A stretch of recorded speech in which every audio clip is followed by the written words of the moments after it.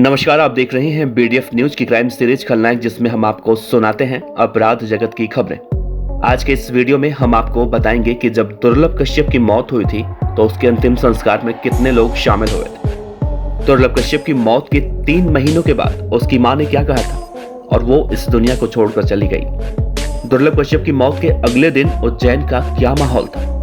दुर्लभ कश्यप के पोस्टमार्टम के वक्त क्यों लगाई गई थी पुलिस फोर्स।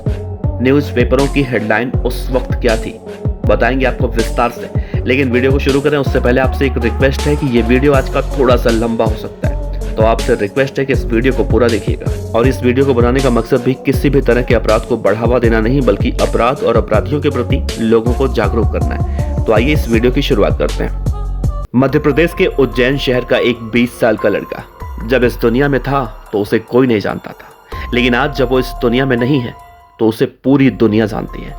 वो भी यही चाहता था कि एक दिन उसे पूरी दुनिया जाने, लेकिन उसके जिंदा रहते हुए लेकिन ऐसा हुआ नहीं। और वो अपनी मौत के बाद इतना मशहूर हुआ कि आज सोशल मीडिया के किसी भी प्लेटफॉर्म पर देखिए उसी की चर्चा होती है।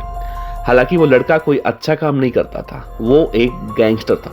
इसके बावजूद भी आज उसकी फैन फॉलोइंग लाखों में है। दुर्लभ कश्यप एक अलग तरह का गैंगस्टर था। आंखों में सुरमा लगाता था, माथे पर टीका, गले में काला कपड़ा डालता था और लंबे बाल रखना उसका शौक था। अपराध जगत के इतिहास में अगर आप उठाकर देखेंगे तो इस तरह का गैंगस्टर शायद ही आपको दिखे जो ऐसा हो और अपनी मौत के बाद इतना मशहूर हुआ हो।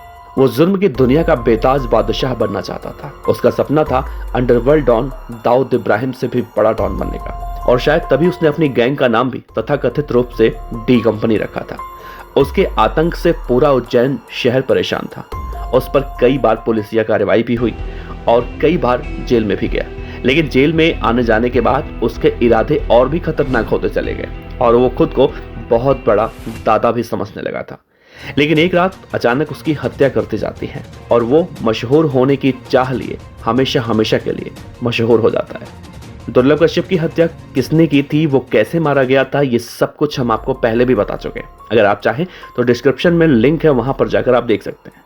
आज के इस वीडियो का जो टॉपिक है कि दुर्लभ कश्यप की हत्या के बाद क्या हुआ था, न्यूज़पेपरों की हेडलाइन क्या थी, जनाजे में कितने लोग शामिल हुए थे, उसकी मां के ऊपर क्या बीती थी, ये सब कुछ आपको इस वीडियो में बताने वाले हैं। दरअसल दुर्लभ कश्यप उस रात अपने घर से ये कहकर निकला था कि अभी थोड़ी देर में आ जाएगा। घर में सिर्फ मां थी, पिताजी अलग रहा करते थे और उसकी मां ने कहा था कि बेटा घर जल्दी आ जाना। लेकिन उसकी मां को यह नहीं पता था कि अब उनका बेटा दुर्लभ कश्यप वापस कभी नहीं आएगा। जब दुर्लभ कश्यप की मां को उसकी मौत की सूचना मिली तो वो पूरी बदहवास से हो गई। लग रहा था कि उनका सब कुछ छिन गया।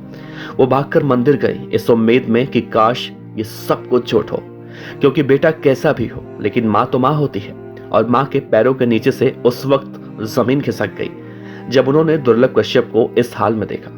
आप सोचिए एक मां के ऊपर उस वक्त क्या बीती होगी जब वो अपने बेटे को इस हाल में देखी होंगी।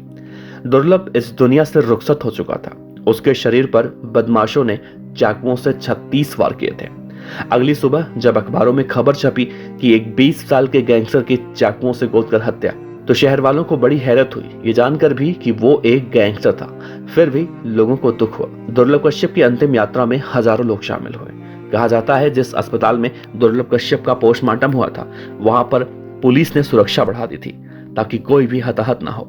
दुर्लभ कश्यप के पिता मनोज कश्यप ने उस वक्त मीडिया से बातचीत करते हुए कहा था कि जो दोस्त बड़ी बड़ी बातें किया करते थे आज वो उसकी मिट्टी उठाने तक नहीं आए।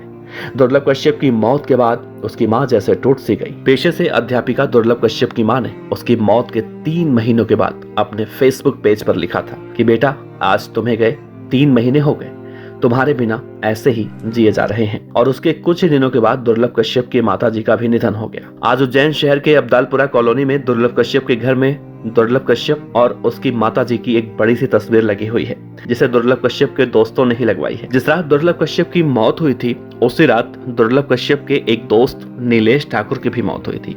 फर्क सिर्फ इतना था कि उसकी मौत इंदौर रोड पर एक हादसे में हुई थी। दुर्लभ कश्यप की इस कहानी से हमें इतना तो जरूर सीखना चाहिए कि अपराध की दुनिया एक ऐसा नर्क है जहां पर इंसान जिंदा तो जाता है लेकिन वापस वो जिंदा कभी नहीं आ पाता।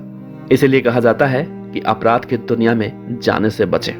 इस वीडियो पर आप अपनी राय जरूर रखिएगा। अगर आपने हमारे चैनल BDF न्यूज को सब्सक्राइब नहीं किया है तो सब्सक्राइब कर लीजिएगा। अगर वीडियो आपको अच्छा लगा हो तो लाइक कीजिएगा। इस वीडियो से आप अच्छा ही सीख लीजिएगा। आपका बहुत बहुत शुक्रिया। जय श्री महाकाल।